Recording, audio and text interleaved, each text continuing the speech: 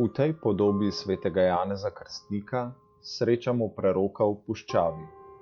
Družbo mu dela jagenjček, ko sedi na izstopajoči skali ob potoku, debelo oblečen in globoko zamišljen.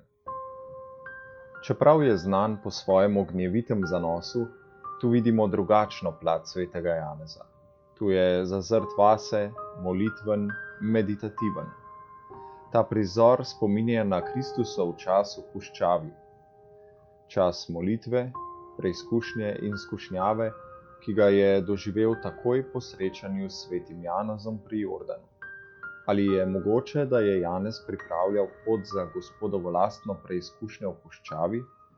Tako kot je sveti Janez povabil Kristusa v puščavo, je tudi nam pripravil pot, da se skupaj z njim podamo v svojo puščavo.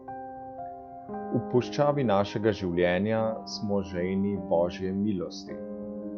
V našem vsakdanjem suhem življenju nas mika vsaka hitra potešitev, čeprav vemo, da je naša žeja globlja. Sveti Janez v puščavi z molitvijo pripravlja pot. Tu se ne bori proti pokvarjenemu kralju, temveč proti želji lastne volje.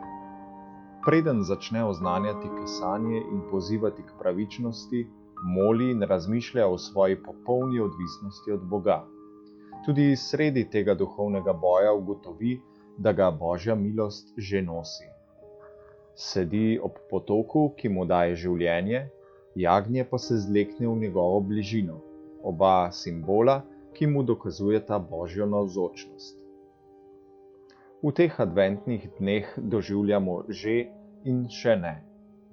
Smo v puščavi, vendar je Božja milost, ki daje življenje, vedno in že tam.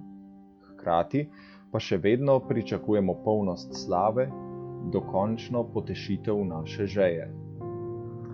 Naj naše molitveno življenje pripravi Gospodovo pot v nas, ko pričakujemo njegov prihod.